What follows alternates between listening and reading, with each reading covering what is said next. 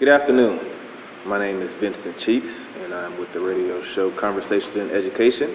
And I'm here today with Director General Hemoc Xelup. He is the Director General of the NAAIP, which is the National Association for the Advancement of Indigenous People.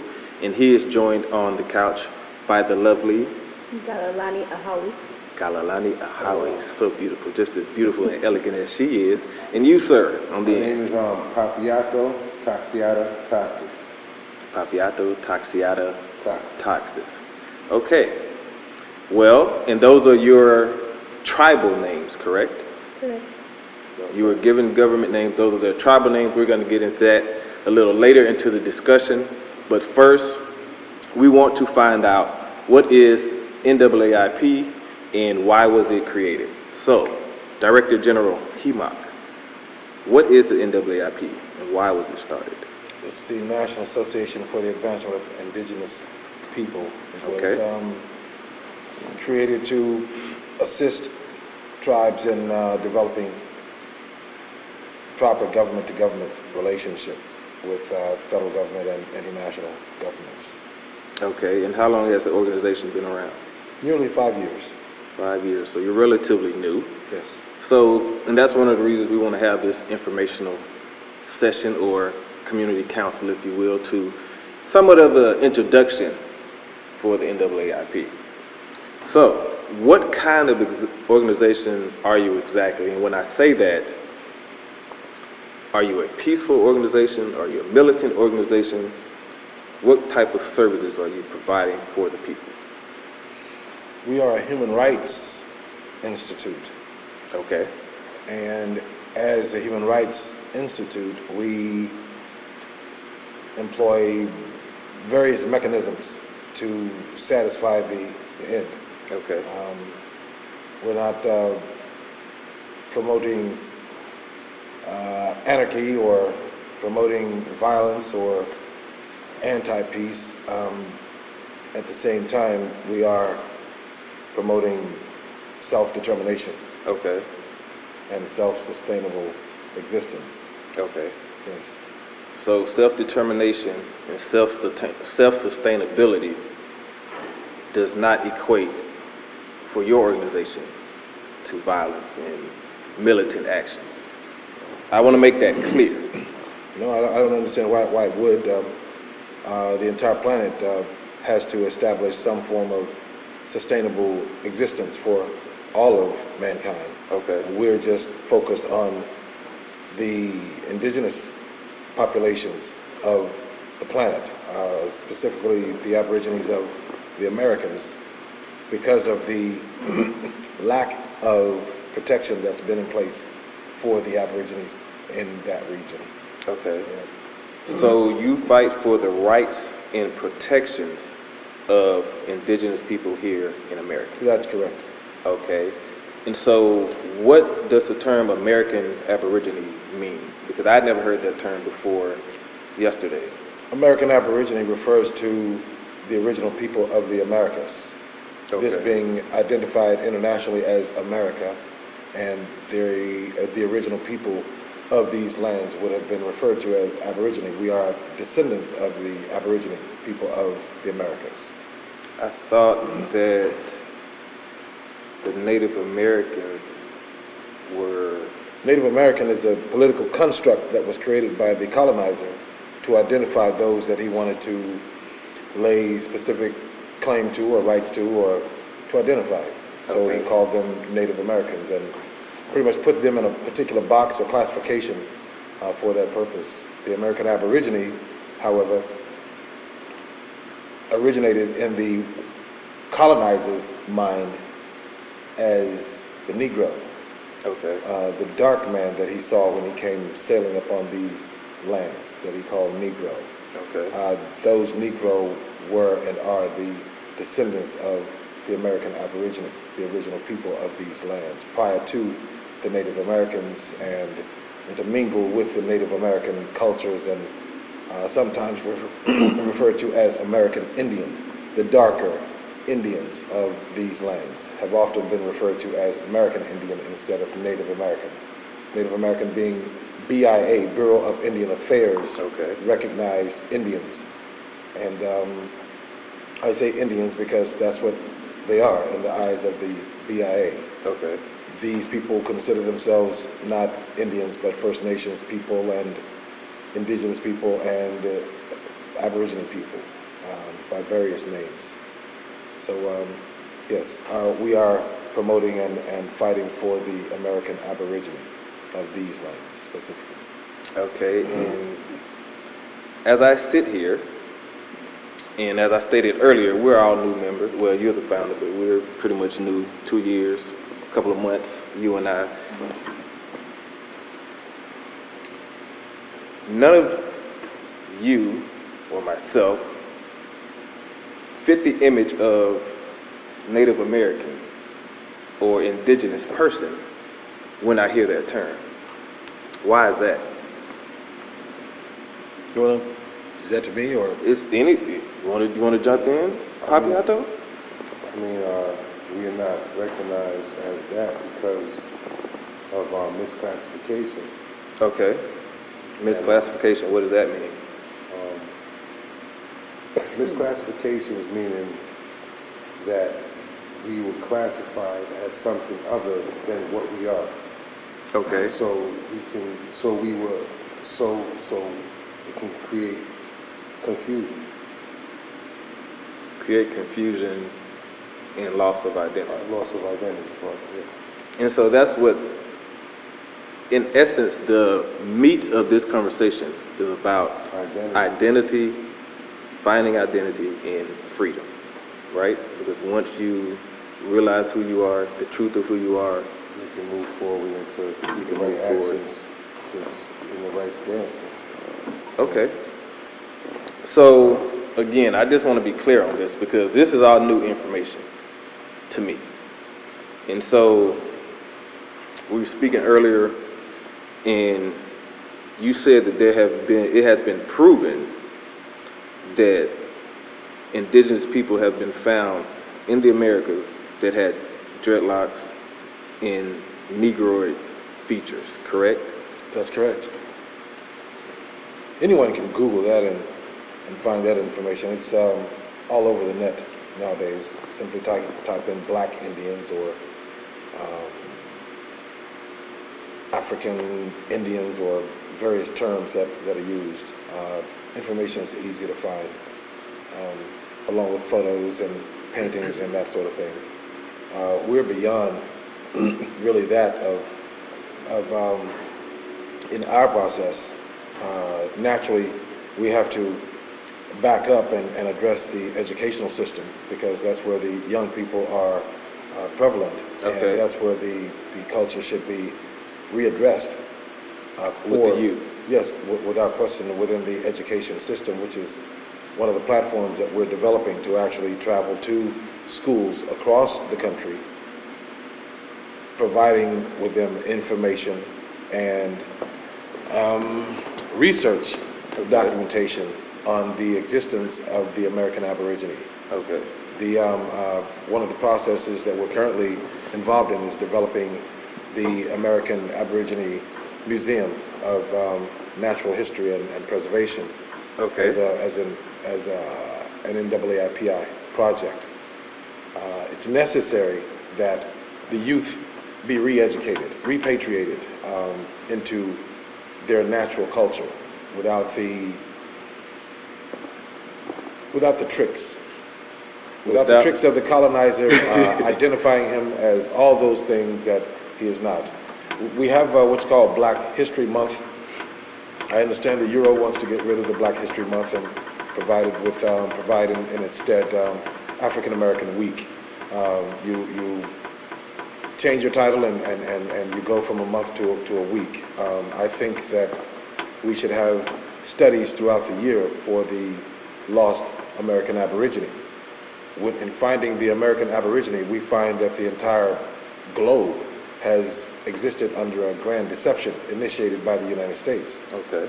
We're looking at genocide, homicide, and all the other sides that have been established by the United States against our people, the American Aborigine.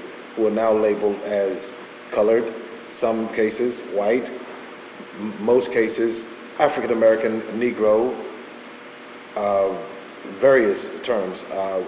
Some of us are running around in such desperation trying to get rid of those titles that we're hiding under all kinds of terms and doctrines and beliefs.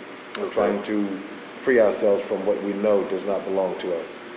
Those titles of colonization, those titles of slavery, those titles of genocide and theft, identity theft. Okay. So, yeah. Now, I want to go back to something that Papi Alto said earlier about misclassification. Yeah. And then I'm going to bring you in. Tell me your name again, please. Galilani. Galalani. That's so cute. I'm going to have that by the end of the show. We'll bring you in a second, Galalani. Now, going back to what you were saying about misclassification. Yeah. Why is it dangerous for an American Aborigine to be misclassified as colored, black, African American? Because those classifications don't have any stance in law. They don't have any and they don't mean anything. They if you black is a color. It's not a nationality. Right. You know, and African American is that's two continents. You gotta be from either one. Okay. So, you know, the United States or America is not. Right. So And so start thinking and researching and trying to. you said black is not a nationality. You know, And so because, what does that mean though? What does it mean that black is not a nationality? Does that mean that black people have no rights? I mean, look what's going on out in the streets. With the Meaning title. the new modern day lynching by police gun. I mean, it's not new modern day lynching. It's been lynching going on. It didn't stop. It's just you can see it because it's cameras. Right. And it's more perpetuated because it's easy to get on the book. So you can see what's going on. Every time, you could probably go on the book right now. They probably got something going on with the kids getting shot or easy access to being seen. Yeah. So it's prevalent. You can see it fast. Okay. So now everybody's more, what's going on? But it's been happening. We've been reading books from, like, you know, you said Black History Month. Yeah. And this was going on since then. And now we're in 2016. It's still happening. So because black and African American colored is not a nationality, that gives the United States or anybody else the right to act upon said individual with impunity? Because they're quote unquote black and not a nationality and don't have quote unquote rights? Protect them if you don't have a nationality. The word black and the word African American and the word Negro represents what's called in law a stateless person. Okay. In law, a stateless person becomes the property of the state. So you have millions of people that are property of the state because they are stateless persons. So that's like a land, what was the name of that book, A Land with No Sanctuary? I'm not sure. I think it was a book, but that's what you're saying basically, that black people, African Americans, we're in a land with no sanctuary. We have no protections because we're considered property of the United States. We are considered property. But we're free. Because blacks are stateless persons. What state do they belong to? No state has accepted blacks as citizens of that state. Okay. Dred Scott delivered that. And that ruling is still in existence. So, as a stateless person, in the law, a stateless person can be absconded, snatched up as state property under the jurisdiction of the state. Murdered as state property. It happens. If I have property, I have the right to do with it what I choose, if it is my property. If it is my property, I have the right to kill it, to feed it or not feed it, to drown it, to remove it. If it is my property, I have that right. But how can you say we're property and we gained our freedom in 1865? You gained what freedom? From what? And From who the were chains, you? from the fields, from Really? white oppression. That's what we've been told. Is that not correct? Have I been misled, misguided? Wow. Freedom. Freedom into what? I don't know. Seems like we got out of the frying pan and into the pot. Freedom, freedom into oppression. Freedom into oppression. Sounds like more slavery. Can only be that. So where does the freedom exist? For people who are stateless. Stateless, let's go back to it. Stateless persons in this country are the property of the state. That's pretty deep. Stateless persons are property of the state. If you are not a citizen of the United States, you are a stateless person existing here, unless you are a foreigner, foreign national, etc. A stateless person is one that has removed himself from the protection of a state, and he has the protection of no state. And so if he has the protection of no state, And a what is black protected? and a black in this country has never had the protection of any state. Correct. So he's always been a stateless person, property of the state. That's why the state has always controlled everything that he's done. And in creating that habit of impressing that upon the black or the Negro, it became financially beneficial to do it to everyone. So the European is also now subjected to that in 90% of all cases.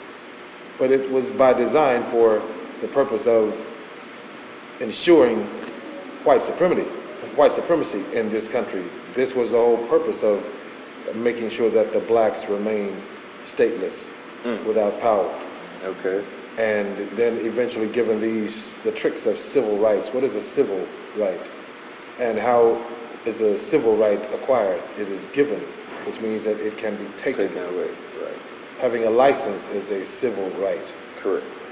Can be taken.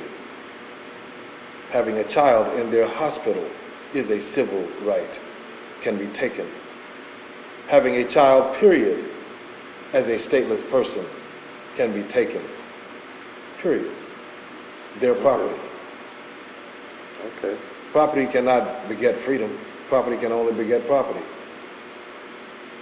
And until property removes itself from being property, it is property and has no rights, has no protections under the law. Not even human. In U.S. law, the black man is something percentage of a man or of a human being. Referring to the 3/5 So clause. whatever they said, 3/5, 19/8, you know, I'm not really into all those numbers and that kind of thing. It's just, you know, some bullshit. Yeah. You know, the fact is in that standing, in that status, that classification, you are a stateless person and you have no rights. And there's absolutely nothing that all the screaming of Black Lives Matter, and you can shoot Mike Brown down 500,000 times and nothing's going to happen. Those Europeans have the right to kill their property if they want to kill their property. The property should remove itself from being property. That's the reality. When the property stands up and recognizes that I'm not property and I've been misclassified as property, take that title off me. Now I'm no longer property, and I'm going to stomp a hole in somebody's ass because it's going to come different now. Because I recognize that I'm not property, and they recognize that I'm not property. So, are we peaceful? Yes. Are we going to turn the other cheek? No. Absolutely not. Okay. So, we're a peace-driven organization, but We seek peace, harmony, and balance. right. We seek that. in seeking peace, harmony, and balance, you often stumble over many rocks. Scratch your knee, break your leg, break a head. Right. Doesn't mean that we're not seeking peace, harmony, and balance. We're going to acquire it by the best means that we possibly can find. Okay. Yes. Let's shift the conversation back to identity. Identity. Because identity is very important, and I want everybody to get in on the conversation about identity. But Identity is going to make me angry too, but go right ahead. Papiato, we were talking yesterday, and we were talking about identity, and we were saying how loss of identity can affect people. So how can not knowing one's true identity and the truth of one's own identity, how can that affect a person? Well, I mean, I've been doing my little research, and I realized I spoke to a few kids, youth, and a lot of them don't know their history, don't know where their grandmother came from, Right. Because it's a real attachment because of I guess the times now. You know, I guess a lot of kids are more into internet and just all type of other things. But basically, I spoke to a kid before, and he said that his name was John Killer, something like that. Okay. And I was asking, like, why you calling yourself, John Killer? And he's saying that's his identity. Right. That's who he's gonna be. You gotta catch That's his what he name. identified with. That's who he's creating his identity. Right. And I'm like, damn, you're only gonna lead yourself into a hole with that one, kid. Right. So with that being said, it's just basically a lot of kids are out here creating their own identities because they don't know who they are. Okay. And then they have to live up to that, what they have named themselves. Right. And with that, that's an identity. They're not calling themselves what their mom called them because they feel disattached to that. Okay. I think you lose sight of making a choice. If you grew up within a tribe, you have that choice of assimilating to a traditional American lifestyle. But if you don't know who you are, you were born into this traditional American lifestyle, what is American? It's really not a culture. It's just you're assimilating to what you're seeing on TV, things Right. that The radio. things that are like subliminally put on you, and then you have no choice but to act the way you're designed to act. Right. You were programmed Yes. to act. And so for you, Galalani, what did it mean for you to discover and become a part of this organization and connect with your indigenous status? Well, I already knew that I was different. Okay. I didn't really assimilate to America because what is America? Right. I independently started doing my own research about, the native aspect of who I am. Okay. And once I found out about this and I actually could apply it to my life,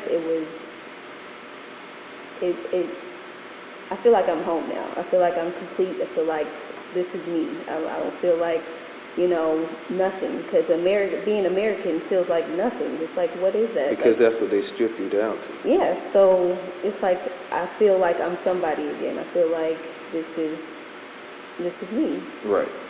Okay. Thank you very much, ma'am. Hemoc, identity. Why is it important? What happens when we have loss of identity? Loss of identity is loss of life. Okay. Loss of future and history. Okay. You succumb to nothingness. There's nowhere to go. There's no connection with society other than existing in it. The term worthless eaters and worthless people apply to individuals that have no real purpose in a particular society. Okay. So they're worthless. The American Aborigine was reduced to that existence in this country. Okay. With the killing of nearly 89 million Negro when the Pope first initiated the doctrine, the Papal Bull doctrine, to take these lands. Okay. The Native American people culture, they claim that there was a genocide. They're just not aware in total that the genocide was not of people that resembled them, but of the American Aborigine. It was the Negro that was slaughtered to remove him from these lands, and those that became or who were Native Americans or the remaining or the remnants of the various tribes, they carried numerous characteristics, from straight hair to curly hair to dreaded hair to dark skin to brown copper skin to light complexioned. Really? From Asiatic brow to Negroid and Mongoloids everywhere. There was a mixture because of the mixing of the American Aborigine and the Mongoloid, the Mongolian. Okay. And with that mixture, you have such a blend of Native American classified people, like you see the Hopi and the many of the Sioux, the people of the Sioux territories. They have the appearance of Negro and they have the appearance of the Mongolian at the same time. You can clearly see the blends. They often deny it, but then they have no guide maps to show them where the reality lies. The fact is that in this country, the Negro has been the dominant indigenous or Aborigine in these lands forever, and it continues today. The process that operates through NAAIP at this particular time, we follow what's existing on the wheel. Congress made a declaration to recognize 9 tribal groups, establishing them as tribal nations. Okay. Simply because the petitioner had a birth certificate that said colored. Okay. As a congressional ruling by Congress and executive order signed by the president, those types of legislative congressional moves are moves that are precedence moves that apply to not just those individuals, but it applies across the board to those that fit that classification for that particular purpose. So we are operating on those passages of legislation by Congress concerning the colored birth certificate and the recognition of those holding colored birth certificates as American Indian. We're processing that doctrine and utilizing it as a part of our overall process with NAAIP, and it is a successful process of repatriation, of reparations, of finding the freedoms that we've been searching for. Okay. So that's my take on the importance of identity. It's necessary because you are not going to be able to survive without it. Children are not going to be able to function in society continually. It's a process of suffering from mental illness that has been placed upon the American Aborigine, taken with his identity taken, his life taken, his everything taken. Yeah. And in the process of that taking place, you want to re-identify him every 10, 20 years or so as a different classification based on the laws that are existing on the books. Right. So when you do that, you're going to have retarded people. You're going to have lunatics. Right. You're going to have what they call the black. You're going to have these monsters that you've created. And not only that, but people that don't know they have this sickness, correct? No one knows. These beautiful young girls out there twerking have no idea that they are retarded. Lord. These brothers walking around with bras and dancing and twerking like they're women, they're retarded. It is what it is. We don't come from that. Okay. We come from a society where there's a different type of development in life, and we have been completely converted into a society of complete baffleism, Right. and ignorance, and that's where we are. That's who we are. And as long as we are stuck in baffleism, our children are going to be stuck in it, and they're and not knowing who they are. They have nowhere to go.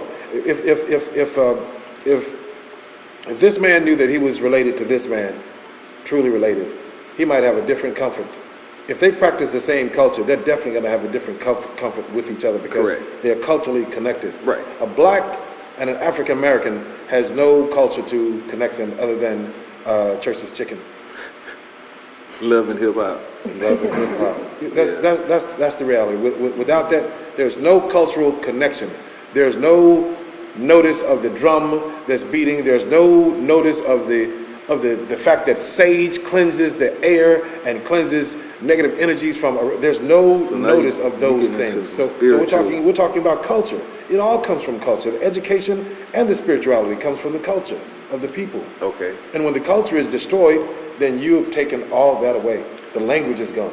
So the repatriation of identity is necessary for the sustainable existence of the man who has been misclassified as African American, of the man and woman that's identified as Native American, because they're not protected either. They have a false sense of protection because they're under what's called the Bureau of Indian Affairs, but they're not protected. They're slated to be annihilated along with every other piece of individual that comes from these lands, because that's the intent of the colonizer. It hasn't changed. Right.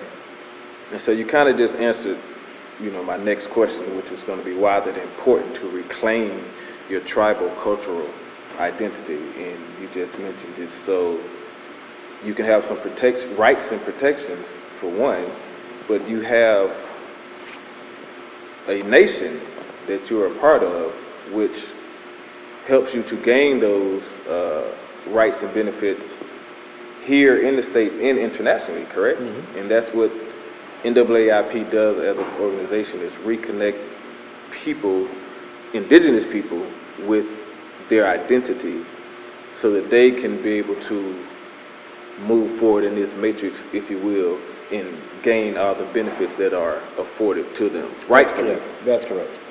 Okay. So why is this information that we're talking about, why is this organization important to quote unquote African Americans here in America? Why should people want to sit up and listen and pay attention to the information that we are giving right now? This is for any of you. I think protection spiritually. I mean, it's a holistic approach to you. Okay. A holistic approach to who you really are, and just reconnecting and being able to connect with each other on a more cultural, and being able to love one another a little bit better, right, than we can in the traditional American society. There's no love. You can't. I mean, you can try to love, but it's not based off of love. It's based off of rape and genocide and right, all that stuff. I mean, you can't sit there and try to bring a positive from something that's completely negative. Right. So coming to a place where everyone is looking for the same thing, everybody's like-minded, growing together is a It's a wonderful feeling. Okay. Mm-hmm. Go ahead, jump in there. I mean, basically, it gives you more hope for your future, for your kids, so you can have some type of platform or something to lay out that wasn't given to you. Right. You're giving it to them. Mm-hmm. You get where I'm coming from? Look, this is the platform. This is what I've been working for. This is what your ancestors were. This is who they were. This is what they had. This is what they accomplished.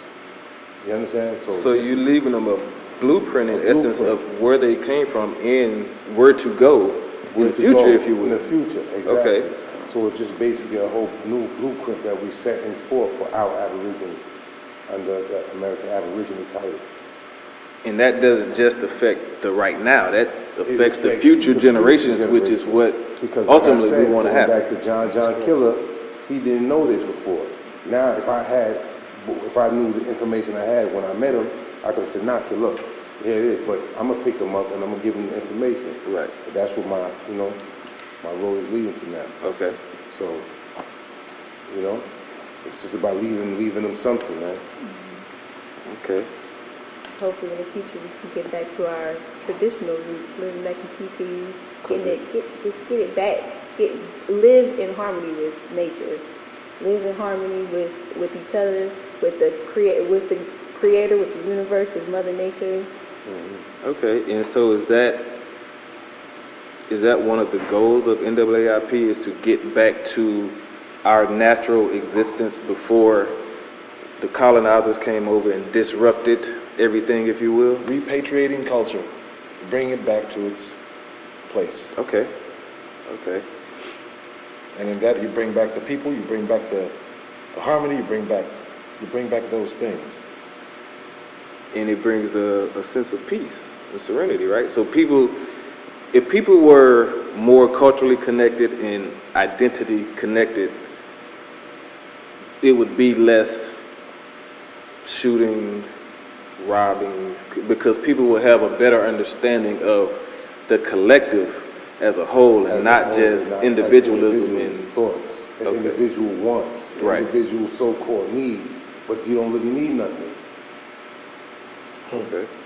Water is free, air is free, Yes. food, in traditional Native American culture, food was not, you don't have to pay for food. Right. Extra food was given to the neighbors because food is free. It's abundant. Right. It's very abundant, but if you ripping and spilling oil and spewing your nonsense all over the damn place, how could we create?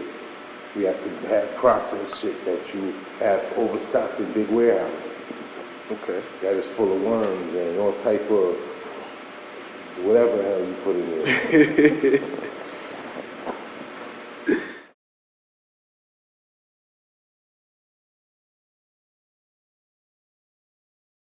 Hey there, welcome back. My name is Vincent Cheeks of Conversations in Education. We're sitting here having a hashtag casual conversation with the founder and members of the organization NAAIP, which is the National Association for the Advancement of Indigenous People International, correct? Correct. International. It is an international organization. We're learning some information about the organization. We're learning what their agenda is, what they're all about, and what they're representing, and how they're trying to help the people. We have the Director General, Hemoc Xelup, we have Galalani, and we have Papayato. And we're all members of NAAIP, and so we're all, it's kind of like a family meeting, getting to know each other, having a casual conversation. And so I want to go back to something that Galalani said earlier about convening with people of like minds, right? If you would, before we do that, Yes. if you don't mind, I'd like for it to be known that NAAIP is not a tribe or a nation. Okay. These two individuals are from separate tribes, Okay. separate nations, and they are completely self-sustaining and autonomous of NAAIP. They're just simply members of Okay. the institution. So they're members of the organization, but they're their own self-sustaining entity or Yes, tribe. Yes, yes, exactly. Okay, so going back to something that Galalani, correct, said earlier about convening with people of like minds. And when you come together to join an organization like this, you hope that everybody is of the same mindset of wanting to come together as a collective in peace and move forward and build and grow with one another. So what happens when everything doesn't work out like that? And I'm referring to the incident yesterday that happened. We were having a class, and there was a member that got disgruntled.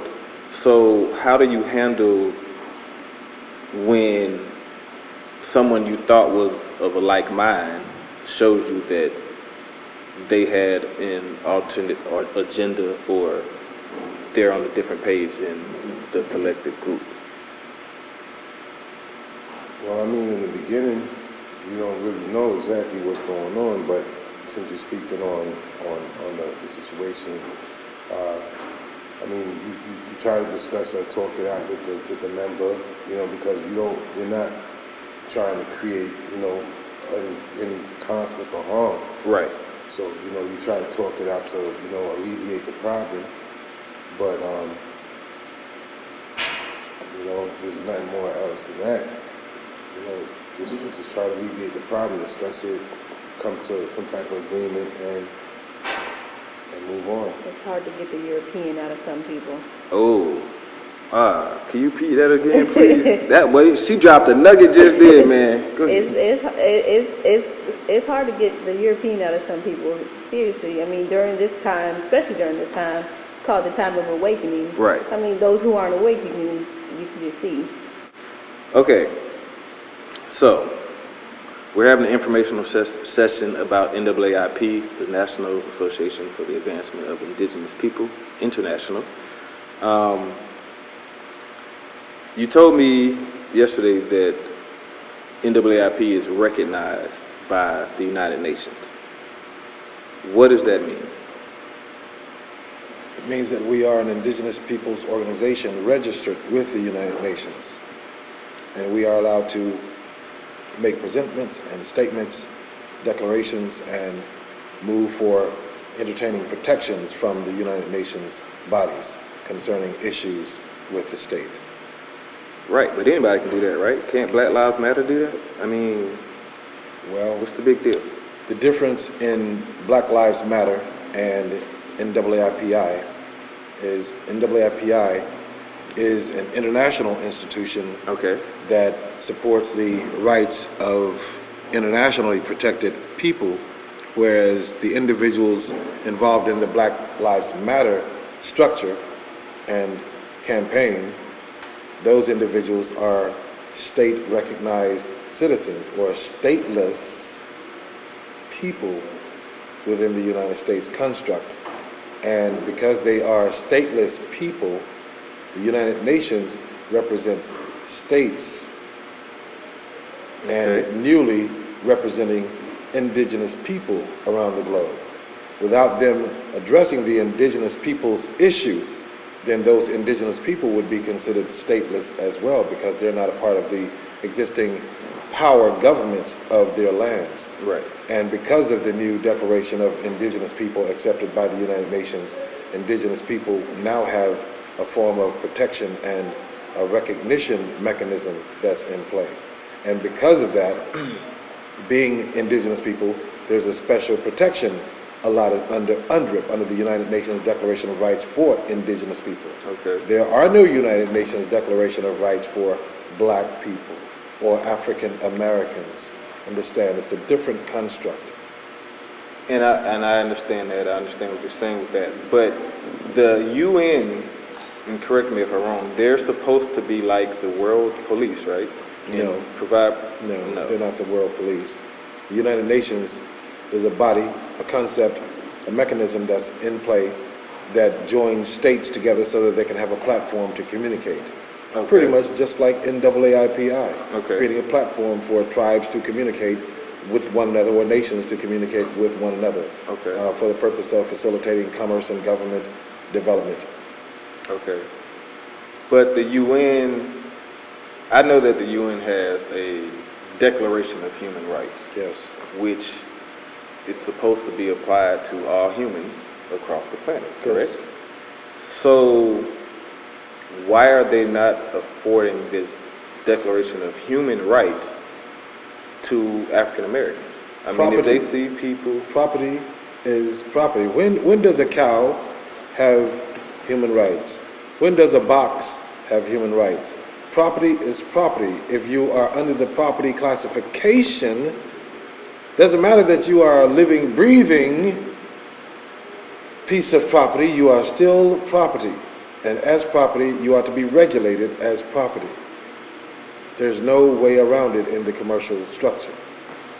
okay, and I understand what you're saying, but if the UN has these Declaration of Human Rights, Yes. and they have TVs just like everybody Yes. else, and they see on camera Yes.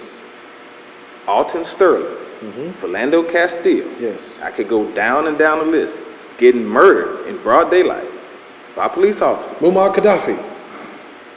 Saddam Hussein. Okay. You went a little bit more global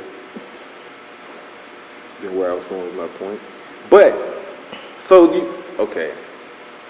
they have this Declaration of Human Rights. They see these humans being killed just because the United States government says that I am their property. You can clearly see that I'm human because I have 2 legs, I have 2 arms, I have a torso, a head, a brain. Why wouldn't they step in and say, hey, look, we saw what you did, it was all over CNN, you guys really need to scale that back and really get your backyard, get your house in order. Or we're going to do what? We're not an enforcement mechanism of that nature. So what is the point of having a Declaration of Human Rights if you can't enforce anything? It can be enforced by individuals that are part of the family of nations. Well, see, we're talking human condition. There's no family of nations that the black or the African American belongs to. Who is his family? He's a stateless person. He has no rights. He's property. It's unfortunate, but it is the truth. And so what can blacks, African Americans, colored, what can they do to regain their statehood? I mean, do we need to leave this country? Dr. King said that we're held in exile in our own homeland. So leave to go where? To a slaughter? To conquer and take over someone else's land so that, what, they're going to Rwanda our ass?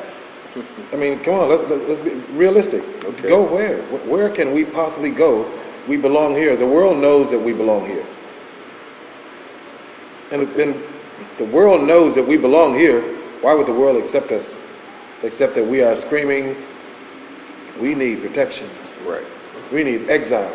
But nobody's screaming exile. They're just screaming, I'm going to move out of this country, get back to where I feel comfortable, my homeland. Where's your homeland? African American, where's your homeland? Is it Africa, the continent, or is it America? I mean, truly, where is your homeland? Go to Zimbabwe and they're going to chop you up, talking about that's your home. Go to Nigeria and they might eat you up, talking about that's your home. Right. No, there's no place called Africa. There's no African American. There's Nigerian Americans, Ethiopian Americans, Right. Liberian Americans, and Congolian Americans, etc. But no African American. There's no state of African. African what? It's a description of something. So my people are not descriptions. My people are. Right.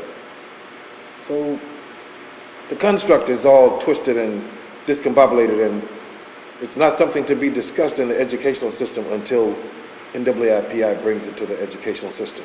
And that's our intent, to bring it to the educational system. But that platform has to be created. Okay. Now, there was a lot of talk yesterday about sovereignty. Can you explain the concept of sovereignty to the people? Because I think most people in recent memory think of Corinne Gaines when they think of sovereignty. And I don't know if you remember Corinne Gaines, but she was the young lady that was killed in August. She had been pulled over by a police officer, and she went on a rant telling him that she didn't have to obey the laws of the U.S. land because she was a sovereign person. She was foolish. You know what I'm talking about? She was foolish. Yeah. I don't know who you're talking about, but whoever citizen run around out there screaming that they're sovereign and telling the police that the police don't have the jurisdiction. Yeah. The police have the jurisdiction to shoot you on the spot. You are a stateless person. You are property. Who let you off the farm? Well, I think This is how they think. Right. Who gave you permission to be on this street?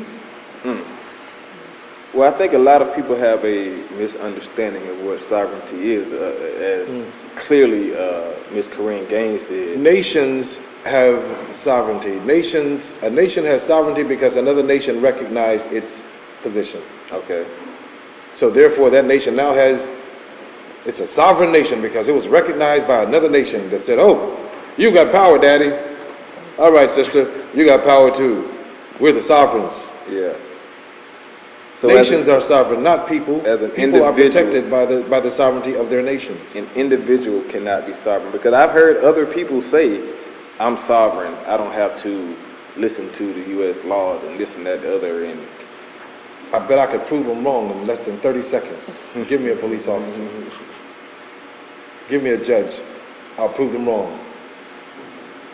so that's one of the things that NAAIP is offering, is sovereignty, Nope. right? No? We don't offer sovereignty. It's clear what we offer. We offer information for the development of tribes and nations. Okay. How did that turn into that big S word?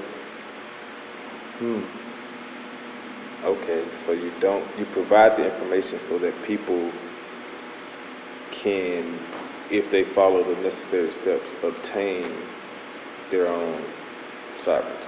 Absolutely not. Through a nation. No. Please get me right. Absolutely not. Freedom is freedom. Freedom is freedom, okay.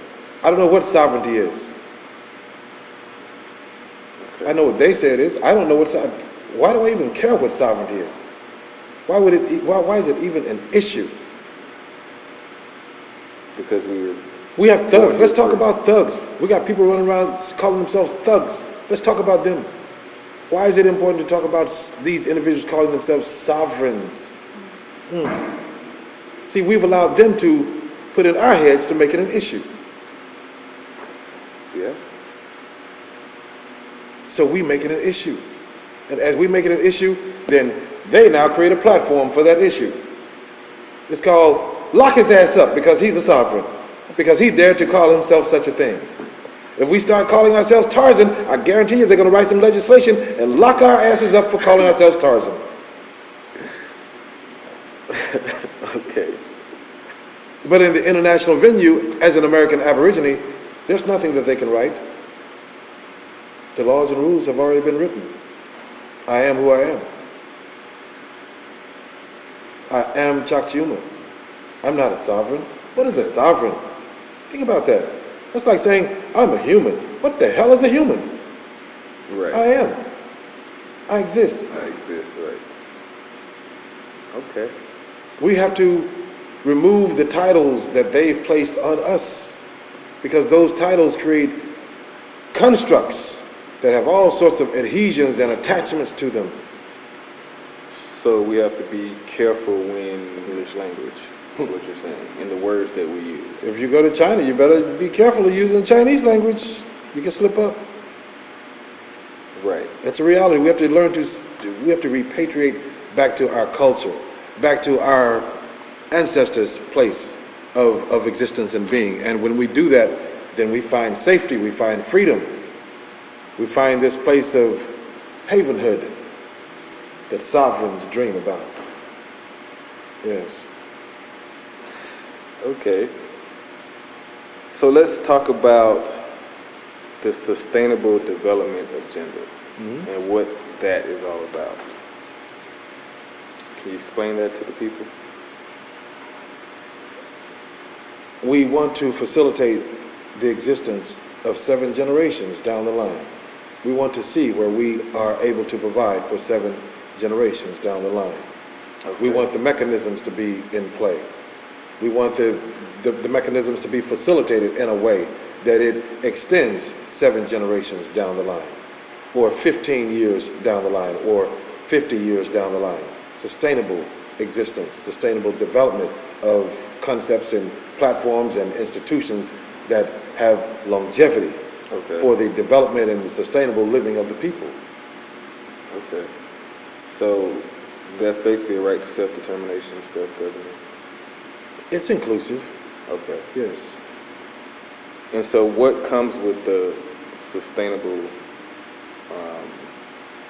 sustainable development agenda? What does that entail?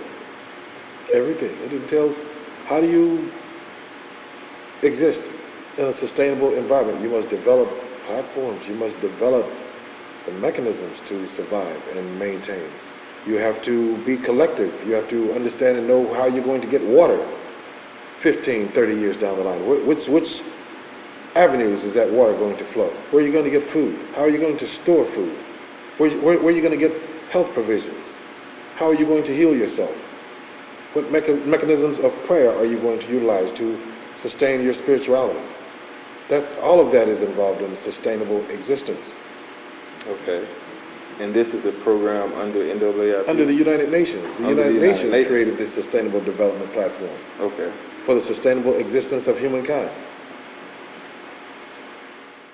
Okay, so if African Americans were somehow able to unify, organize, come together, create an agenda, take it to the United Nations and say we want rights and benefits as a nation and as a people, then what? Then what happens? They say they review the documents or the agenda, say, okay, yes, we recognize you as a nation now, and so now the U.S. got to stop killing. For the 500th time, what nation do they represent when they go to the United Nations, which represents and has its relationship with nations?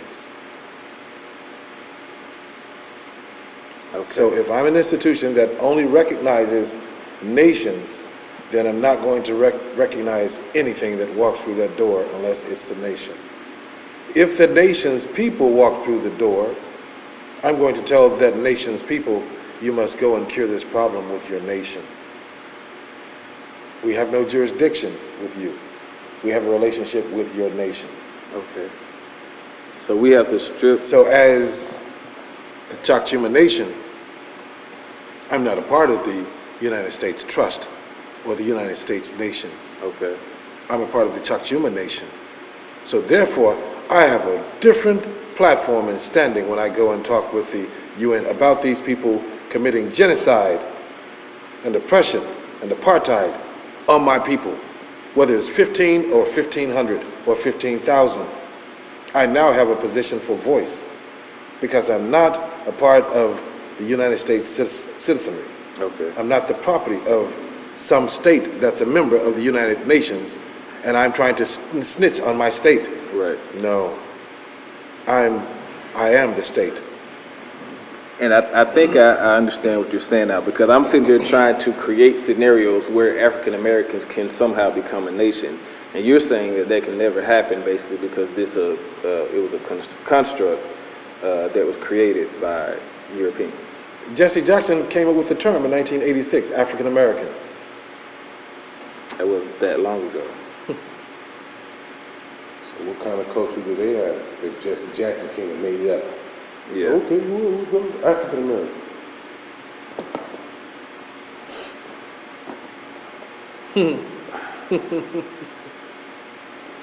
Welcome to the American Aborigine. So the best thing to do for African Americans here in the Americas is to get back and identify with their American Aborigine status and culture. I'm sure we have hundreds of thousands of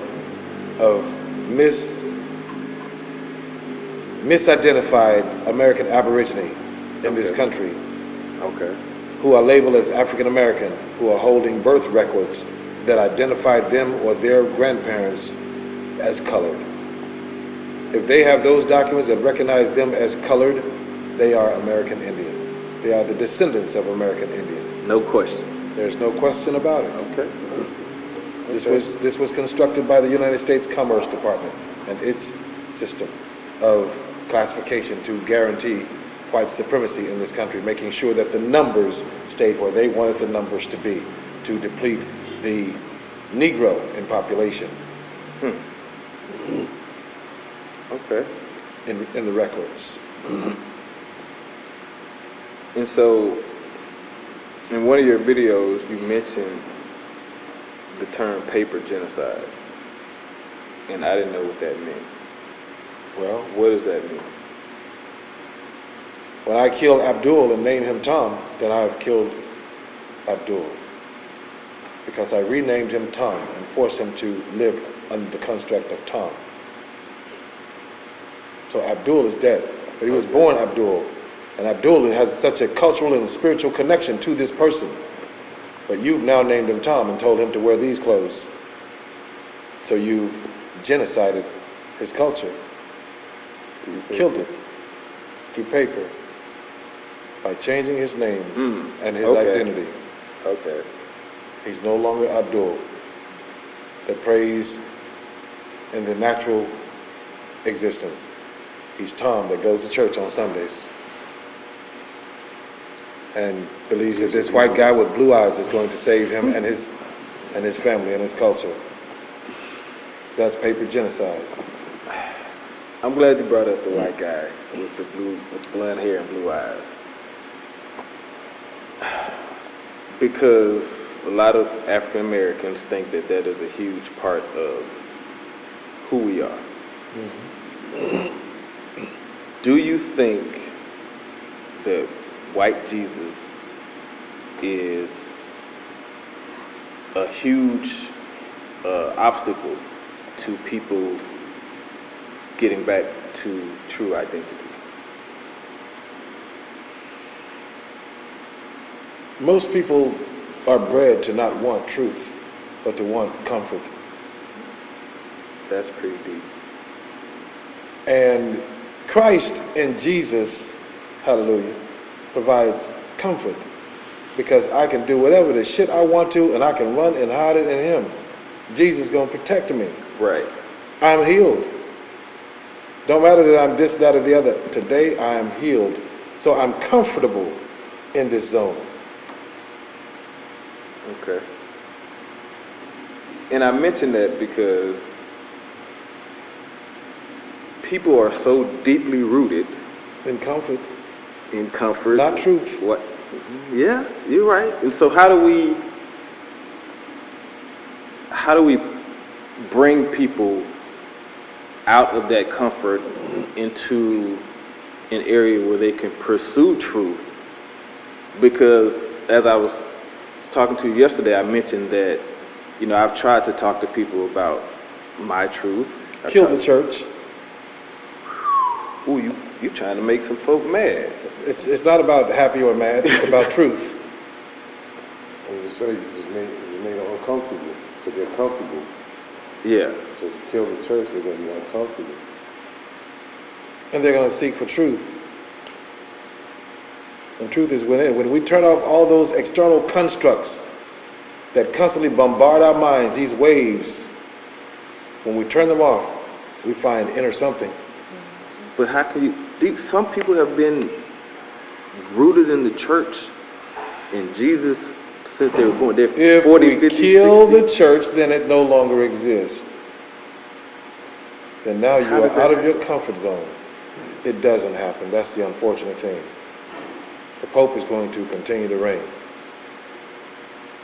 I think they make $1 billion every Sunday, all the churches and all of that stuff. Her grandma's lights are still off, but she keeps on putting that money that she don't have inside that basket. And if she don't, she's called out and chastised. Yeah. Oh, wait a minute, I ain't see you put that in that bowl. So how does she avoid being chastised and being pulled out of comfort? She stays with the platform. She stays in the comfort zone. Assimilate. Exactly, complete assimilation. And that's what Christianity is. It's the spiritual connection to assimilating the American Aborigine. It was brought here for that purpose, and it was mastered, and now it's spread all over the globe. And anytime you see a country that's a part of the diaspora of Africa being colonized, the first thing is the Bibles show up. Yes, you're correct. To create comfort, an imaginary comfort in a book, an imaginary comfort in a blue-eyed cat. But do you realize that if you walked up to an average churchgoer and just even said what you just said, do you realize how much that would shatter that person's reality? or any possibility of me having dinner with them later on, I'm very much aware. But truth is truth. And this is what we have to come to in society. Truth is truth. And we have to speak truth. Doesn't matter that it pisses somebody's pants. We have to go truth on truth. Nothing else exists. So everything that's not truth, it doesn't even exist. It's a part of imagination. It's a dream. Because only truth is real. So how do you convince someone that's so ingrained in the lie that your truth is really truth? Not my truth. It's like the executive order from the president concerning colored being American Indian. That's their truth. I'm expanding on their truth. I'm riding the hell of it. We recognize truth when it's placed on the table. We also recognize comfort. Because we're young gods. We're made in the image. We're a drop of the ocean.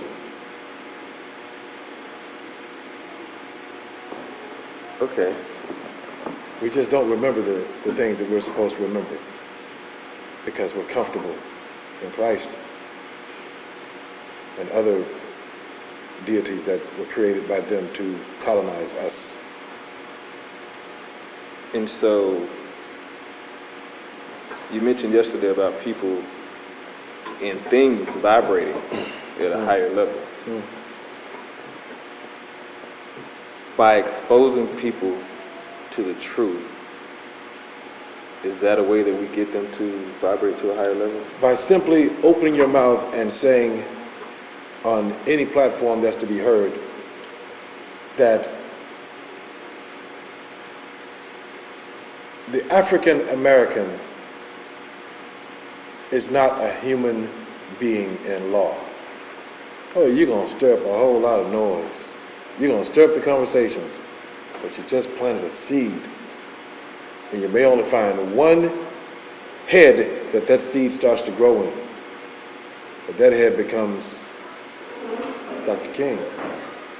Or that head becomes Malcolm or some other aspired inspirational.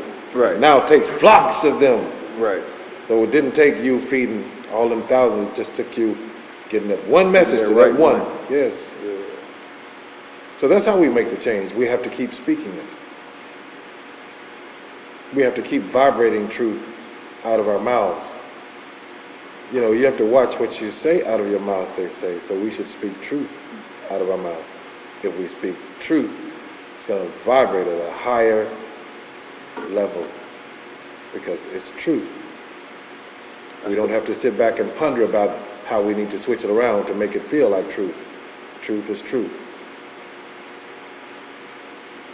But if people, how can I put this? People, there are people walking around out there that swear that they're walking in truth.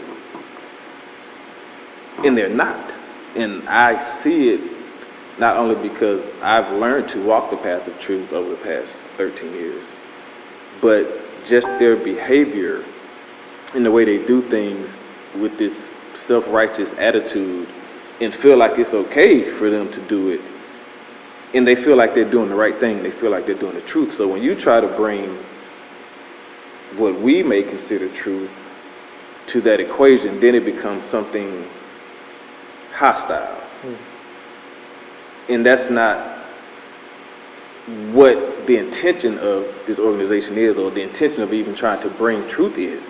But a lot of times I've had that happen to me, where I try to explain my truth of nature and getting back to nature and Native American roots and things, and he laughed in my face and called me crazy because my truth didn't merge with his truth, and it almost cost us a friendship. If I wasn't able to be a better person and not truth is unchanged. Truth is unchanged from one vessel to the next. So How can your truth be truth and his truth be truth and that next person's truth be truth? What is truth? That's what I'm trying to like decipher. Like people, when you say you come in truth, people have to decipher so that. we look at the simplicity of it. This folder is green. Is it? Or is it black? It's black to me. So I have to kind of agree that maybe it is black. That maybe that is the truth. That this is black. In about 1792, the United States was not operating in the North Atlantic slave trade. Okay. In that particular year. But instead, they were using the likes of Paul Cuffey and others to ship thousands of Negro off these lands to other lands, right, including Africa. Okay. That's truth. Now, you want to know how to educate the children, just give them that and ask them why. And let them find the answer. Okay. Get their minds to critically thinking. We need to create critical thinking in our children. But how do we do that? We have to, first of all, create the communities where these children exist in the Aborigine community, not in the U.S. citizen communities where we are indoctrinated into their constructs and their beliefs and their false histories and doctrines, where no culture exists. Okay. Without culture, there's no education, there's no spirituality, there's no truth. Okay. So, would it be better to focus on taking the truth to the youth and leave the adults to... That is the platform. That is the platform. That is the platform, but in order to get to the youth, you have to get to certain parents Okay. who have access to youth. Okay. Like you, being a facilitator of education, you have access to youth. Correct. So we have to educate you. And we have to educate your friends. And you and your friends, 10 of you, will educate 100. You know, NAAIP in less than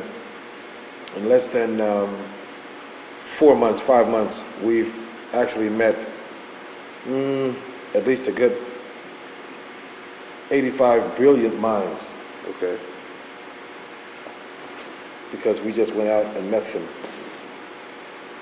We went out and met those brilliant minds who became members of NAAIP. Those brilliant minds have gone out and brought in 10 more brilliant minds. So whereas one point there was only 2 people that knew about NAAIP, now there are thousands that know about NAAIP. In the short amount of time, as you stated, that we've been in existence. Right. So in another short amount of time where 2 people brought thousands, now thousands can bring hundreds of thousands. So the mechanism is already in play. Right. The game has already been initiated. Okay. Man, again, sensory overload. This is a lot of information for people to take in. But I like what you said about planting the seed. And like when you plant any seed, you don't really know when it's going to produce fruit. For sure. And harvest. But our only job is, as you said, is to plant the seed. Plant the seeds. Farmers. And hope for the best. Well, the best is going to come because we're Because planting truth and true, right? I knew it was about to come. There's no hope in that. The truth is Okay, so you keep harping on truth. Yes. You keep beating that. I saw a quote one time that said, "In a world full of lies, truth can sometimes be an act of rebellion." What do you think about that? And I want everybody to chime in on that. I think when truth is confronted by the mechanisms of anti-truth, of oppression, then it's always going to be considered rebellion because it's coming up against Right. something else that's That's rejecting it. Okay. So yes, we are gnawing at the colonizer from the inside. We are building from the inside. Okay. And in time, his belly will become too full with us. And he won't be able to shit us out. He will burst. Right. Okay. You want to chime in on the, in a world full of lies, truth can sometimes be seen as an act of rebellion. And rebellion requires courage. It does.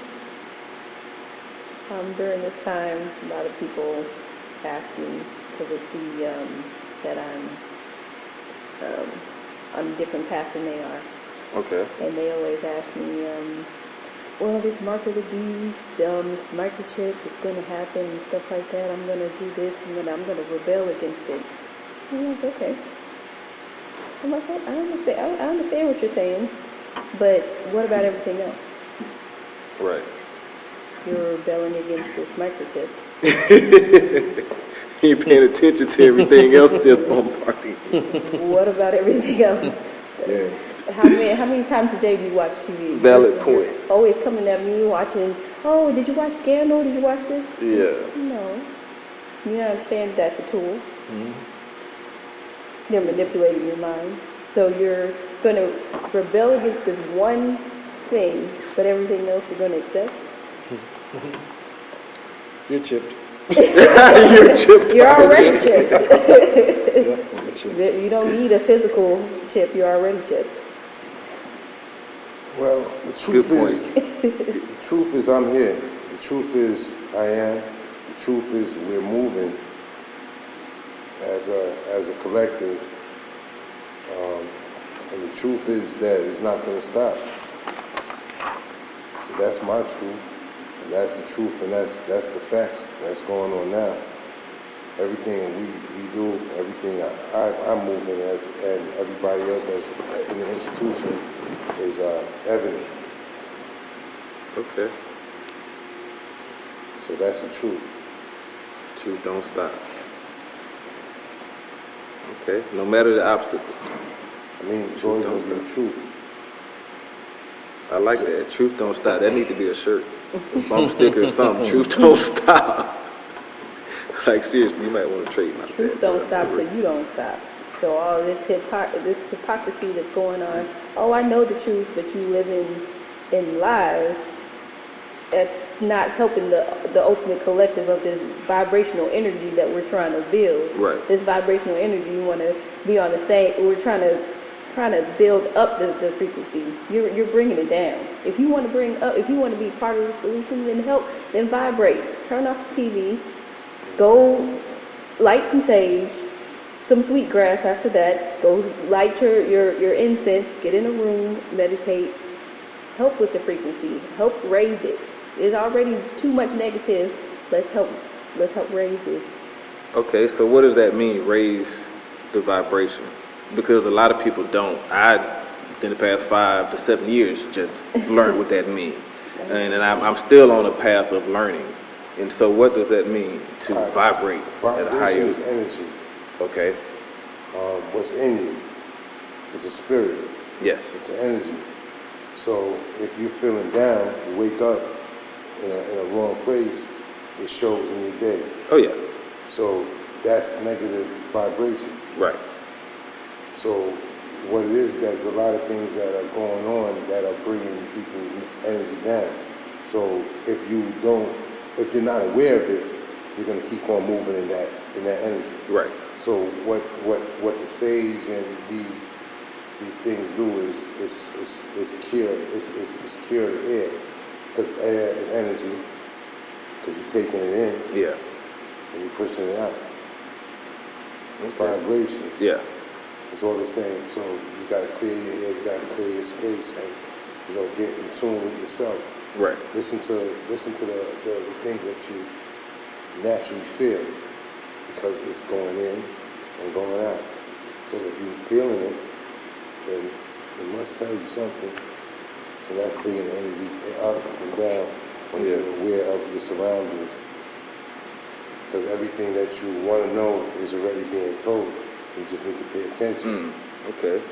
Because it's you. Right. Because once your breath is gone, your life is over. So that's the energy. So that's vibration. Yeah. And we're our energy. Yeah. It's deep. It's deep. Dr. Emoto proved that energy, well, there's good energy, bad energy. Okay. Or frequency, whatever you want to call it. Right. He did an experiment, I'm not sure if you're familiar with it. He did experiment on water. He wrote on a piece of paper, or typed on a piece of paper, I hate you on one jar of water, and I love you on another jar of water. Okay. And he froze it. He froze both of them. And he had a control group that didn't have anything. But when he froze it, and he looked at it underneath the microscope, the one that said, I hate you, looked all distorted, looked like, couldn't really make it out. The one that said, I love you, looked like a snowflake. Really? Yes. So with frequency, with energy, it's deeper than what he's saying. It's interconnected with everybody. So if you walk into a room and there's like a lot of hostility, you can feel that energy. You can cut it with a knife. Correct. You know that phrase. yes. Correct. So all of this it goes deeper than just talking. It's how you're living with nature. Right. You're bringing her frequency down, which brings your frequency down. You electricity. All these stresses. All of this is just being in front of this light is bringing down your frequency. Okay. This is it's an imitation of the sun. Right. So your body perceives it as the sun, but it's like, hold on, it's not right. It's not right. Yeah, I'm not getting the same. I'm not getting that energy. So that's why you need to go out into the sun. Us as sun-kissed people, definitely we need to go out into the sun. We need to absorb it through our skin. Sunbathe. We need to absorb it through our retinas for our pineal gland to do what it needs to do as well. So I'm just saying it's more holistically. Whatever you're putting into your body, that you have to live holistically with the way your biochemistry, with the way nature, with the way the Creator made you to, like drinking milk. I'm sorry, me as a dietitian, I have to say this. Like drinking milk makes absolutely no sense. You're basically you're a baby. You have to suck at your mom's breast. Right. You have a lactase enzyme to do so. After infancy, that lactase enzyme disappears. Okay. You no longer need it. Right. So you're going to sit here and get a cow pregnant, what they do in the milk industry. They get the cow pregnant, take the baby away from the cow so they can give you the milk. Yeah. It makes absolutely no sense. There's 90% casein protein, or 99%, 97% casein protein within cow's milk, and 97% whey protein in human milk. Okay. There's a big difference. Yeah. It's just, sometimes it's like you just need to look at what these... And casein is the baby cow's stomach ground up and then replaced into the milk. The baby calf's stomach ground up and mixed with the milk. Man, these visuals you give can be hard. It's just, but that's true. That's true. It's just coming back to frequency. It's like you deliberately throwing yourself off. Right. It's a lot of this stuff is strategically planned. Right. Not to get into conspiracy theories, but I mean, that's some truth. Yeah, it's true. Yeah, I'm like, that's true. they disguise it as conspiracy theory. Yeah, but getting back to that, it's basically holistic. Everything goes back to energy. There's no getting away from it. It's, if you want to walk in truth, then you walk in truth. You don't sit there and tell me that, oh, I'm just going to eat this cheese because it's good, and no, that's Right. that's you being a hypocrite. Right. If you want to walk in truth, then walk in truth. If you want to be the change that you wish to see, we're going back to Gandhi, then be that change. Right. Me personally, I stopped everything. After doing this research, I stopped it. It's a reason. There's a reason that we're not supposed to be doing this. There's a reason why the world is the way it is. It's because of us. If we change, Mother Nature is just going to be like, finally. Thank you. It's not like she has arms and she can get the parasitic ones off. Right. Right. So don't be the parasite, because when she starts to raise her frequency, which it's happening. Which in metaphysics says that, you know, once she starts to raise her frequency, you not on that same frequency as her. You're gonna get left behind. Bye-bye. Don't be the parasite, people. You hear it, Galalani.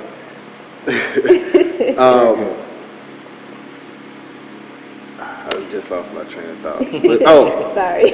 The vibration, no, because I was piggybacking off of what you were saying with the vibrations, and this is you did a great segue into the next question, which was, how can we raise our vibrations? What can we do to help ourselves to raise our vibrations? The way I go about it, because this is me. So Okay. it's everything about me.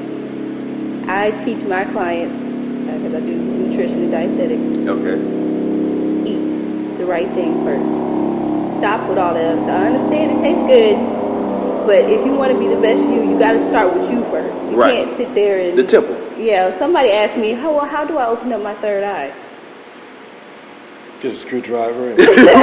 I'm like, okay, well, that's not something that I can do for you. I Right. mean, I can't even answer that really, because Right. it's a spiritual journey that you need to take. That you have to take on your own. Me personally, the field that I chose to go to is the internal. You eating first. What are you eating? Right. Change that. Then you meditate. You pray. You can do fasting. I mean, it depends on what your spirit is calling, but it's a holistic thing. There's no raising of the frequency if you sitting here eating Kentucky Fried Chicken. How you gonna raise your frequency when you're internal? When I describe to the the children who I So speak stop to, eating chicken, black people. your, Chicken. your cells are like little people, correct? Yeah. So you're the earth to your cells.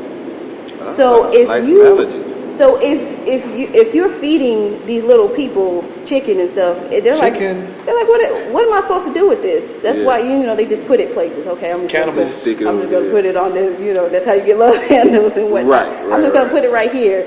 And but if you start to train them and you start to give them the stuff that they're supposed to eat, you're gonna see a big difference of your body. They're like, okay, yeah, I know what to do with this. I know what to do with this fatty acid. I know what to do with this amino acid. I know what to do with this. African Americans will kill you if you take their chicken. Well, I mean, if you It ain't want to raise your frequency, it starts internally, and then you have to work externally. But you can't sit there and raise your frequency if you're sitting there eating Chicken. macaroni and cheese, chicken. Greens, beans, potatoes, tomatoes, Almost, ham. whatever. You name it. Okay, Papiato, and then I'm gonna come back to Brother Hemoc. Papiato, what do you do to raise your vibration, or some of the things you don't do to raise your vibration?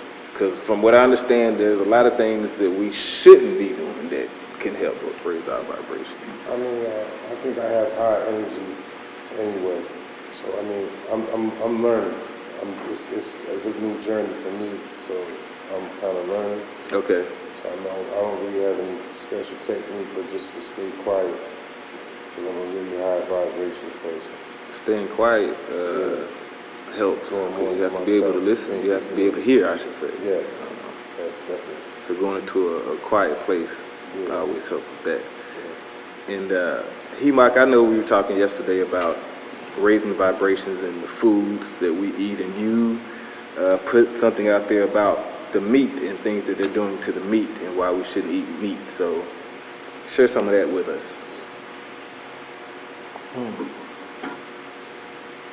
Meat.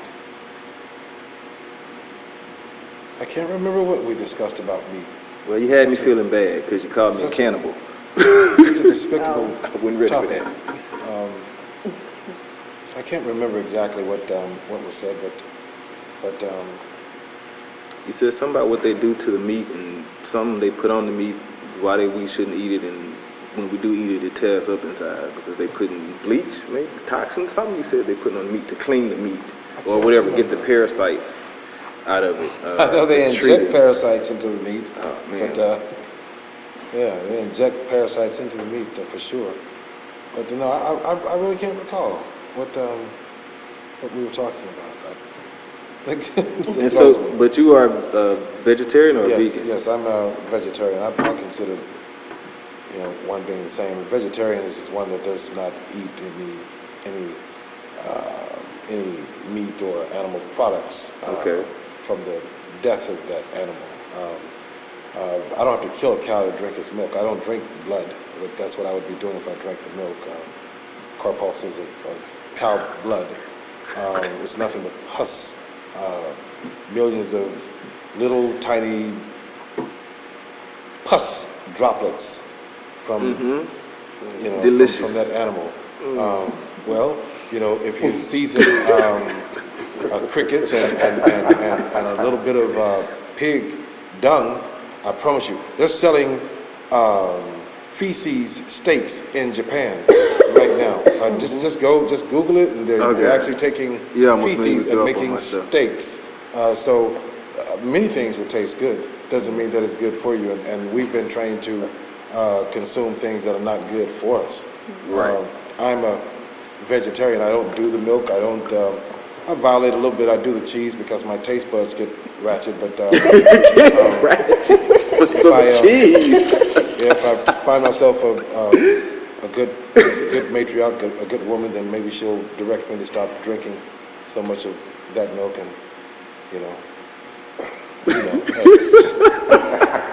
anyway, it's Subliminal message. it's like, but yeah, it's you've got to correct things from the cultural perspective, and it's your culture that dictates what you eat, how you eat, how you exercise, how you live, and once we can repatriate back into our culture, then we can repatriate back into all those things of health and longevity and look from the right places. But American Aborigines or indigenous people didn't eat meat? Weren't they hunters? Some were hunter gatherers. Some were farmers. Okay. There were thousands of acres of food produced by the Aborigines on these lands when these Europeans arrived. Right. They saw miles of produce growing in cultivated farms. Miles. Okay. Yes. No animals being consumed by all of the Aborigines. That was a choice for those that were gatherers that migrated with the animals, with the seasons. So they had no choice but to partake of the meat because most of them were plains tribes and that sort of thing. But in the woodlands, they had farms, tremendous farms. Okay. That existed for miles. Literally, as a matter of fact, if you David Imhotep referenced locations of certain farms that existed, and the reference showed the farms were literally miles, one field, miles that was cultivated by the people, not using technology and that sort of thing, but by the people with sticks and other devices that they used to cultivate the lands, miles of farmland. And so you had all of this land, the American Aborigines. Let me ask you this, because this had me puzzled yesterday. How did we, as American Aborigine or indigenous people, lose the land to the European colonizers? Did they take the land by brute force, or was it more trickery and shenanigans, as we all know they're inclined to In do? 1530, when I bring the smallpox blankets and coats to kill all of you, when I bring those blankets in 1530, Under the guise of gifts. but regardless, when I bring them to you in 1532, and you put them on and you utilize them for warmth, and millions of you die, Who do I have to fight when I come back over here in 50 years? Wow, okay. So that was a little, What bodies do I need to burn when I come back in 50 years? What burials do I need to participate in 50 years down the line when all the weeds have grown back through the bodies and the bodies have gone back to the dirt? There's no history when you talk about 50 years later on top of the soil with 50 years of elements. right, When you talk about now 100 years moving into 1630, you're not going to find any of that 100 years later. The people have scattered far away from what was dying, so they moved further inland, away from the coastal area where the millions died. right. So it sounds like more pre-calculated shenanigans from the colonizers. Well, why would you bring the blankets and the coats if it wasn't calculated? Right. Why would you ship the blankets over here by individuals who had built up immunities to smallpox? Were it not calculated and delivered? So how do we rightfully get the lands back? Is NAAIP a start to that process of regaining our rightful land? NAAIP is the most significant start because of the mechanisms that we have employed and the mechanism that can be deployed by members. Okay. And so how have you managed in such a short period of time, 5 years, managed to grow and evolve as quickly as you have, if you will? Because being recognized by the United Nations is a huge deal. Gathering the different tribes from across the country and even the world, as you mentioned previously, is a huge task. So how have you been able to move and grow and evolve so quickly? Truth. We're back to truth, people. I hope y'all eating this up because truth seems to be the main focal point of this conversation. Truth. When you bring truth and truth is recognized, then truth is stood on.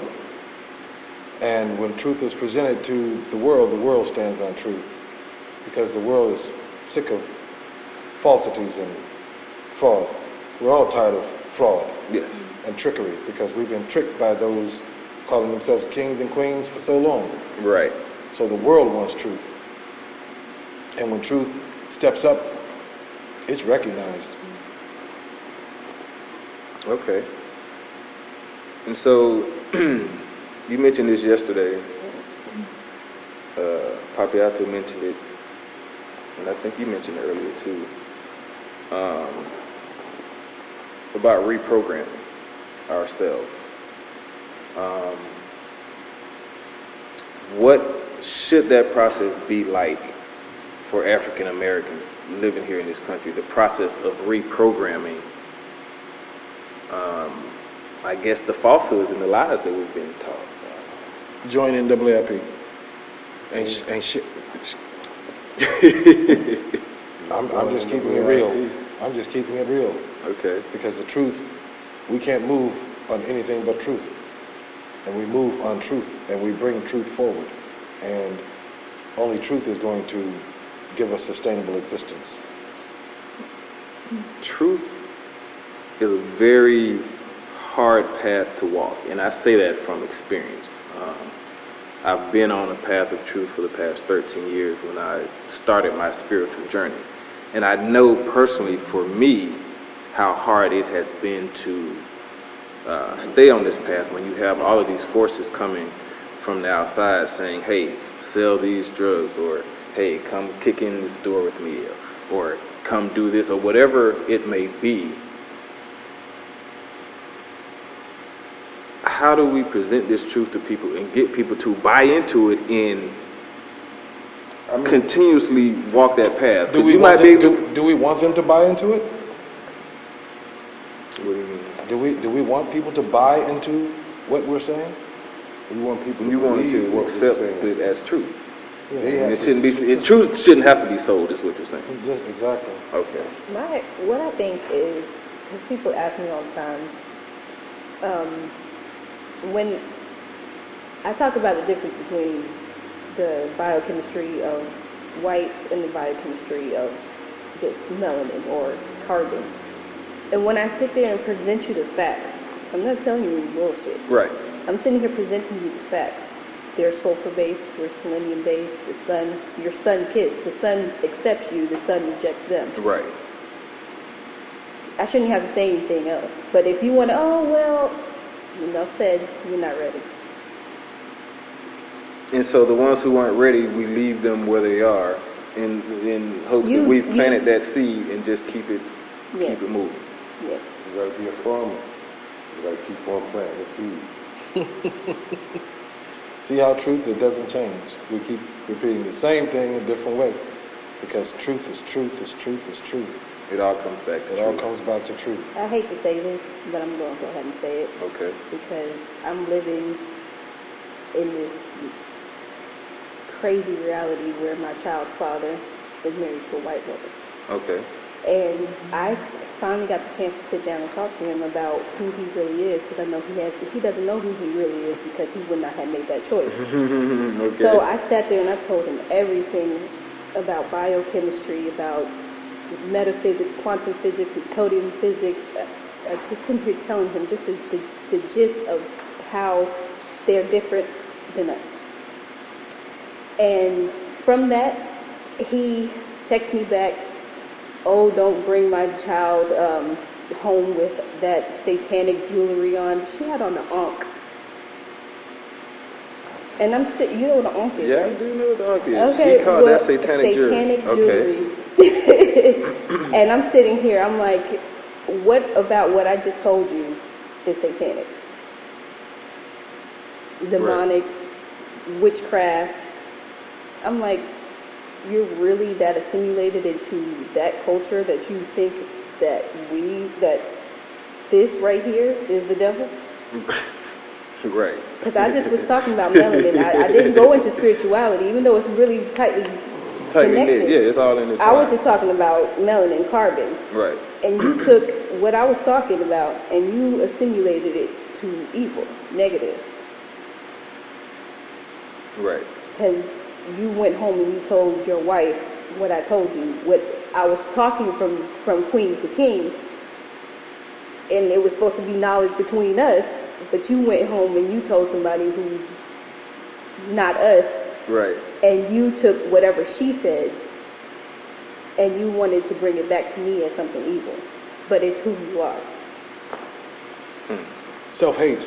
Yeah. Self-hate. Pretty powerful. But that's indoctrinated because Jesus has blue eyes. So, you know, we have to respect that pimping. I mean, truly. We have to respect the pimping that Jesus has blue eyes. That is completely pimped out. Yeah. Truly. The brother comes from the darkest place on the globe. Hottest place. And he has fine, silky hair and blue eyes. Pale skin. And a chiseled nose. Right. But yet everybody else over there is dark as night, hair is curly as wool, but he's an anomaly. Because he is God. And he alone, apparently. He alone. That's the myth, the lie that has been perpetuated. Okay. That subject's going to make me angry. I want to talk about, because I was so fascinated with this yesterday, and I'm sure others will be also. NAAIP has a matriarchal council, correct? That's correct. Why is that? Why does this matriarchal council exist? Because most organizations don't pay homage or even care to recognize the women in society. In the ancestral societies, the matriarch was the overseer. The matriarch was the purveyor of life, was the business organizer, was the ruler, was the controller. Well, you better make some people The mad. children belonged to the matriarchs. Okay. It didn't matter who the father was, the children belonged to the matriarchs. Right. And the matriarchs raised the children. Children found themselves understanding what life was all about because they were trained under life givers. And we have taken on the concept of reestablishing the mental and spiritual concept of the life giver, the matriarch, as a society that leads and directs the facilitation of all effects of NAAIP. Okay. We are not looking to be a male-dominated society that continues to oppress women and children and society. We're looking for, as they put a kinder, gentler society. Okay. One with more balance. And matriarchs have a greater tendency of understanding balance in all aspects because of the physical deprivation that women have to men. Different things take place. Different thought ideologies take place because of that. Different mechanisms far off in the brain for protecting oneself and protecting society and protecting the children because of the fact that I am smaller. So I'm thinking on a different wave, a different level. We have to eat, not just tomorrow, but we have to eat next month, and it's going to snow next month. So I'm really preparing for that as a matriarch because I'm a life giver and I may have a baby at that time. Right. So there's a lot of reasons. Yes, and we need nurturing societies. We're not going to find our children back in the right culture without nurturing them back to health and freedom. Okay. Yes. So are you saying that Women rule. That's what I'm saying. so the U.S. or even the world is out of balance, because of the position that we have chosen to, as men, patriarchs, have chosen to put women in. Men think that they can have babies. I think that I was listening to my nephew was playing a song and Chris, what's the boy's name or something? Rihanna's boyfriend, Chris Brown. Chris Brown said, "Ooh, my vagina hurts." What the hell was he talking about? I didn't hear that. It's all over the internet. What the hell is Chris Brown? What does he mean?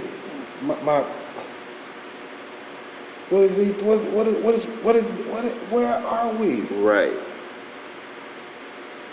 They had a picture with the white dude with a belly on the internet. I don't know. That type of shit. It's all about a lack of knowing who you are, lack of culture. The Europeans do not have culture. They adopt everybody else's culture. And because they don't want a culture, definitely they cannot create a culture into a stateless person. The stateless person has no culture. So it's all a big, wonderful game.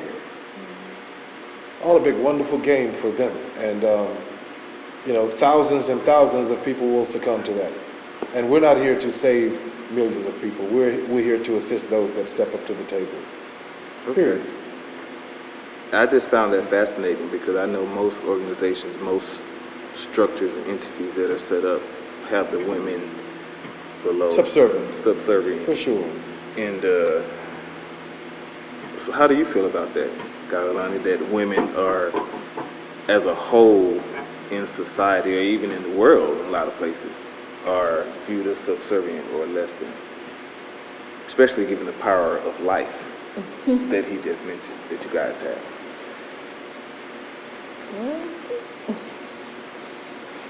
I guess that is one of the things that's really hard for a woman to accept because we're just so used to, being catered to, being the ones who, stay at home, take care of the children. Right.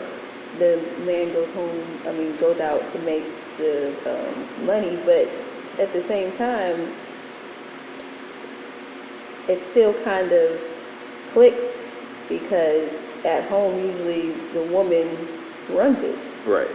And he just goes out to go get the money, and whatever she says, oh, yes, dear. Right. It's either yes, dear, or Happy wife, happy life, as they say. Yes. So I mean, it clicks, but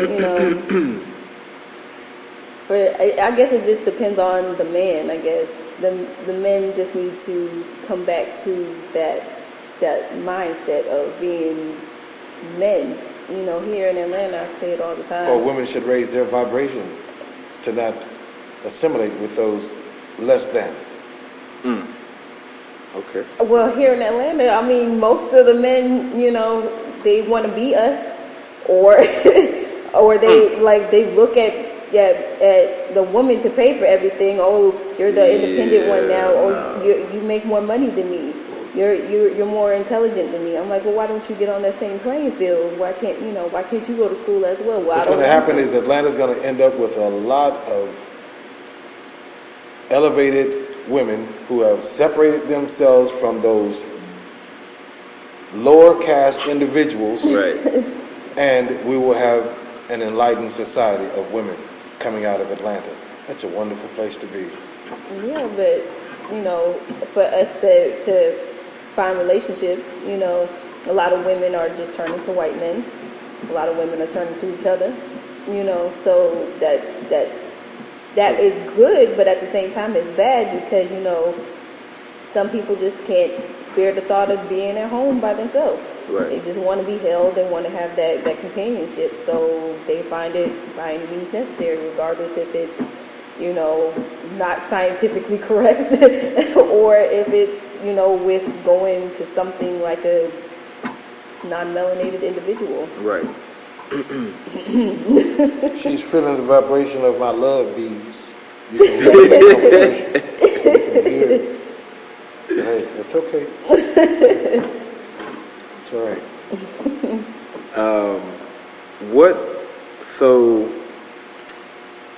What is next for NAAIP?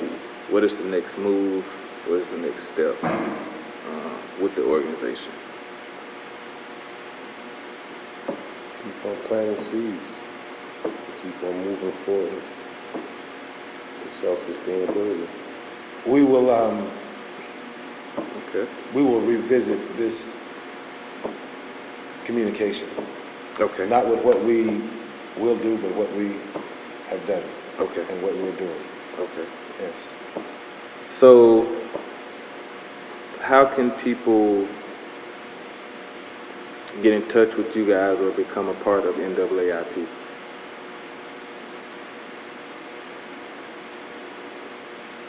We're a closed society. We're not accepting shit. Nobody else. Don't come to us. No, I'm just kidding. Just kidding. Don't you quote that shit. His face, he was like,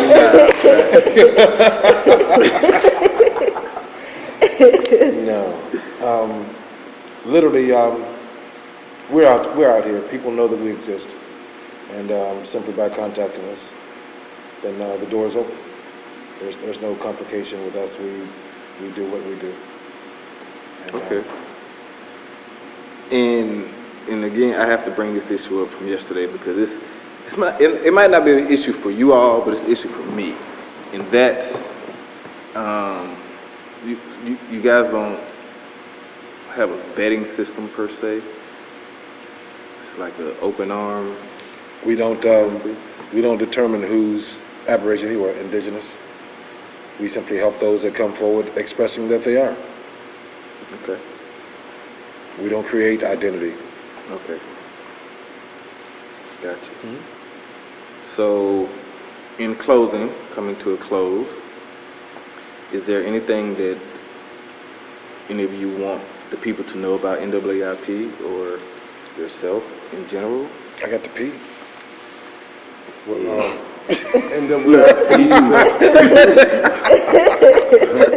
NAAIP definitely is an institution that creates change, and we're here to help. Like you said, open arms.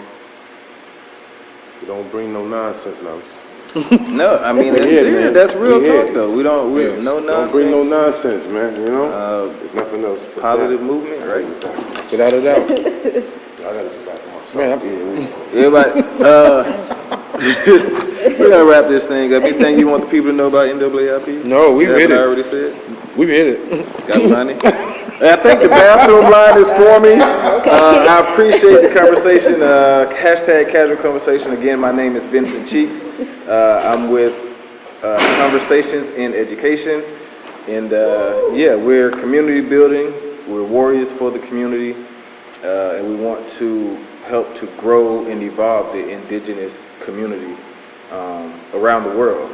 So if you have any questions, comments, please get in contact with Director General Hemoc Xelup of the NAAIP, the National Association for the Advancement of Indigenous People. That's it. Everybody got to use the restroom. We're out of here. One. Action. Good afternoon. My name is Vincent Cheeks.